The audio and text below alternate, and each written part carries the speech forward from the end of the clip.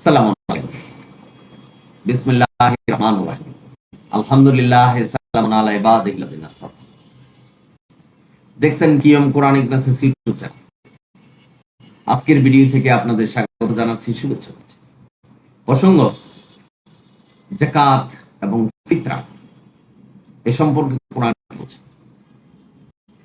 আমি বিস্তারিত আলোচনা করছি।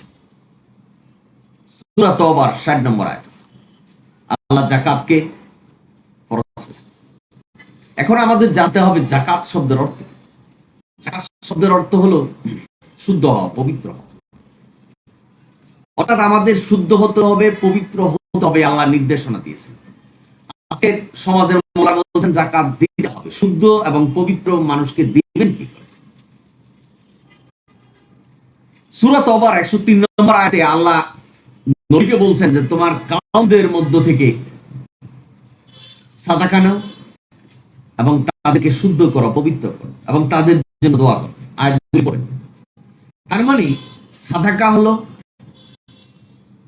সাদাকা করা, দান করা, আল্লাহর রাস্তায় ব্যয় করা। আল্লাহ অনেক আয়াতে সাদাকা বা নেফাক শব্দ উচ্চারণ করেছেন, আল্লাহর রাস্তায় ব্যয় করা। সুতরাং সাদাকা শব্দের অর্থ হলো আল্লাহর রাস্তায় ব্যয় করা। সূরা তওবার ১০৩ নম্বর আয়াত। তার মানে এই প্রচলিত মোল্লারা সাদাকাকে কেন যাকাত বলছেন? যাকাত কি দেয়? যাকাত হলো হওয়া, শুদ্ধ হওয়া, পবিত্র হওয়া। এখানে দেখেন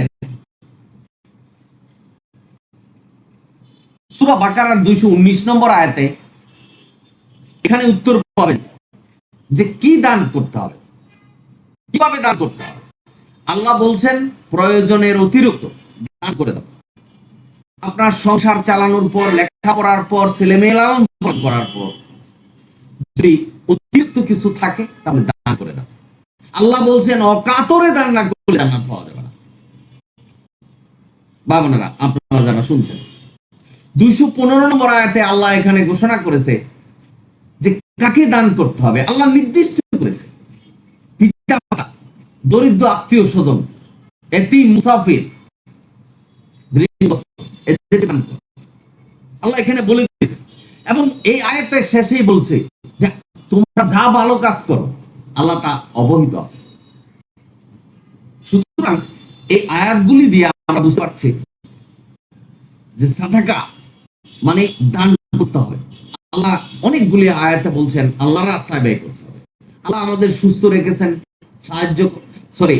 উপার্জন করার ক্ষমতা রেখেছেন, উপার্জন করেছি আল্লাহর রাস্তায় ব্যয় করার জন্য আল্লাহ নির্দেশনা দিয়েছে। সুতরাং এই নির্দেশনা নামাজ, রোজা, হজ, যাকাতের মতো পালন করতে হবে। এটাকে ঘুরি পেঁচিয়ে কিছু করা যাবে। আজকের সমাজের মোল্লারা ২.৫% যাকাত দিতে হবে এই নির্দেশনা দিচ্ছে হাদিসের বরাত দিয়ে, যে হাদিস মিথ্যে।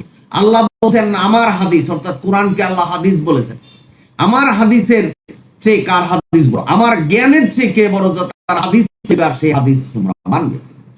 সুতরাং বুখারী শরীফ, মুসলিম শরীফ, আবু দাউদ, তিরমিজি, নাসাই এগুলি আল্লাহর বাণী বা আল্লাহর কাছ থেকে এসেছে। আল্লাহ এই ধরনের কোনো নির্দেশনা দেয়, আল্লাহ কোন আয়াত নাজিল করে নাই এবং নবীকে কোনো নির্দেশনা দেয় নাই যে তোমরা আয়াত নাজিল করা বা নির্দেশনা দাও। এখানে একটা সূরা আপনারা পড়লেই বুঝতে পারবেন যে সূরা ইউনূসের ৫৯ নম্বর আয়াতে বলছেন আমি যাকে হালাল হারাম করেছি সেটাকে পরিবর্তন করতে পারবে? যেটা হালাল করেছি সেটা হারাম, যেটা হারাম করেছি সেটা হালাল করার ক্ষমতা আমি কাউকে দেইনি, অনুমতি কাউকে দেয় নাই সেটা করার। কাউকে মানে কোন নবী রাসূলকেও দেওয়া হয়। তাহলে নবীর দোহাই দিয়ে বলছেন বুখারী শরীফ, মুসলিম শরীফ নবীর বাণী, এটাও কোরআনের মতো করে মানতে হবে, পথভ্রষ্ট হবেন বাংলা আপনারা শুনছেন। সুতরাং আল্লাহর বিধান সুপ্রতিষ্ঠিত, সুনির্ধারিত, যেটা সূরা তওবার ৩৬-৩৭ নম্বর আয়াতে বলছে। বাবানেরা আপনারা যারা শুনছেন, সুতরাং কোরআনই আমাদের মানতে হবে, কোরআনই আমাদের বিধান। আজকের সমাজে মোল্লারা বলছেন ২.৫% হিসাবে যাকাত দিতে হবে। আপনার যে অর্থ আছে সেটা ২.৫% দিতে হবে। কোরআন এই ধরনের কথা বলেনি। এই ধরনের কথা বলেনি কোরআন যে এই টাকাটা ১ বছর দিতে হবে, এই ধরনের কথা বলেনি। সুতরাং এটা কোরআনের বাইরের নির্দেশনা। কোরআনের বাইরের নির্দেশনা যদি আপনি মানেন তাহলে কোরআনের আয়াতের অস্বীকারী হবেন। আল্লাহর হুকুমের অস্বীকারী হবেন, যেখানে আল্লাহ বলছেন যে শুধু কোরআনকেই মানতে হবে, যেখানে আল্লাহ বলছেন সত্যকে মিথ্যার সাথে মিশ্রিত করো না, যেখানে আল্লাহ বলছেন কোরআনের সত্যকে গোপন করো না, সূরা বাকারার 42 নম্বর আয়াত।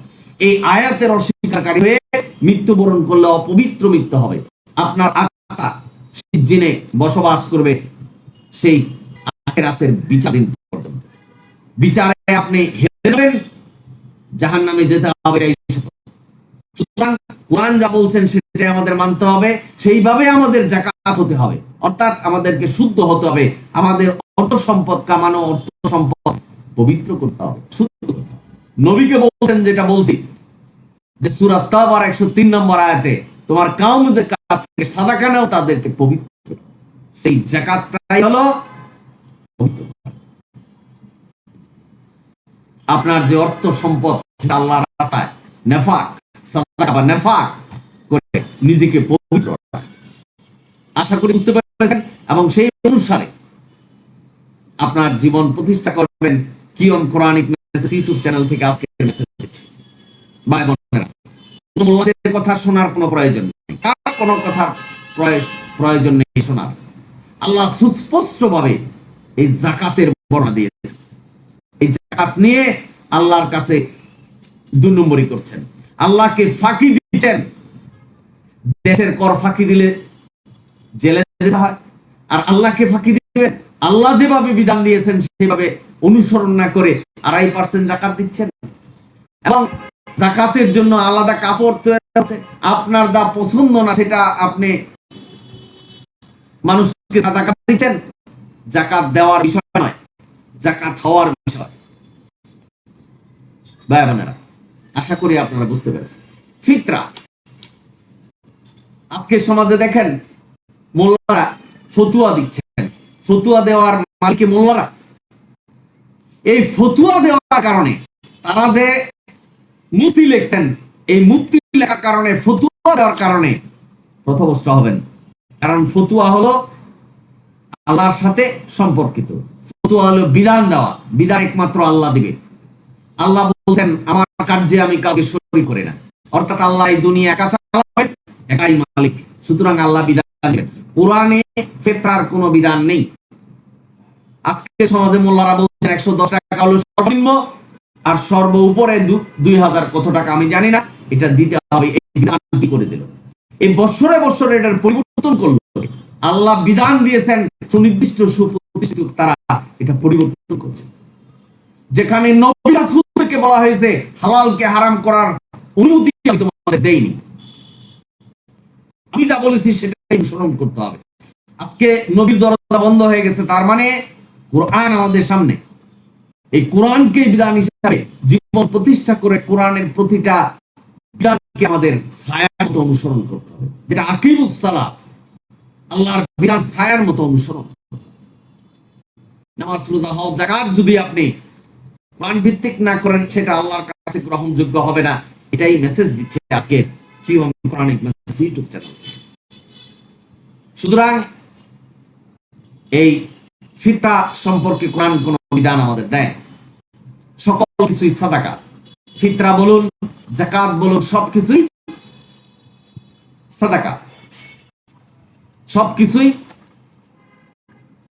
এই সাদাকা করে নিজেকে পবিত্র করা। আজকে সমাজে এটাকে পরিবর্তন করেছে, এক এক সাদাকাকে, এক এক দানকে এক এক রূপে বর্ণনা করেছে। ফিতরা, ফিতরা শব্দ কোরআনে নেই। সুতরাং ভাই বোনেরা, আশা করি যে কোরআন যেভাবে বলছেন, কোরআনে যেভাবে আছে সেইভাবে অনুসরণ করতে হবে। এটাই আমাদের ধর্ম। আমাদের মৃত্যু হবে, আমাদের সামনে অনেকে মৃত্যুবরণ করছে, আত্মীয় স্বজন, পিতামাতা, আমাদেরকেও চলে যেতে হবে। সুতরাং কোরআন সত্য, কোরআনে মৃত্যুর কথা বলেছে। সঠিক পথে থাকুন, কোরআনের পথে থাকুন। নেক্সট ভিডিওতে আমি কথা বলবো ইতিকাফ সম্পর্কে।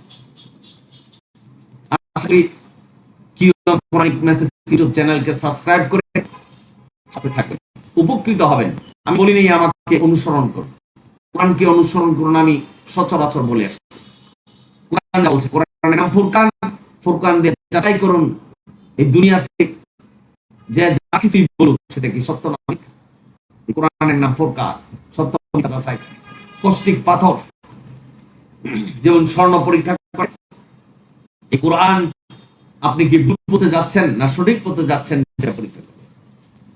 সকলেই ভালো থাকুন, সুন্দর থাকুন, কোরআনের পথে থাকুন। আলহামদুলিল্লাহ রাব্বিল আলামিন। আবারও আপনাদের সকলকে সালাম জানাচ্ছি এবং পরবর্তী ভিডিও দেখার জন্য আমন্ত্রণ জানিয়ে শেষ করছি। সালামুন আলাইকুম।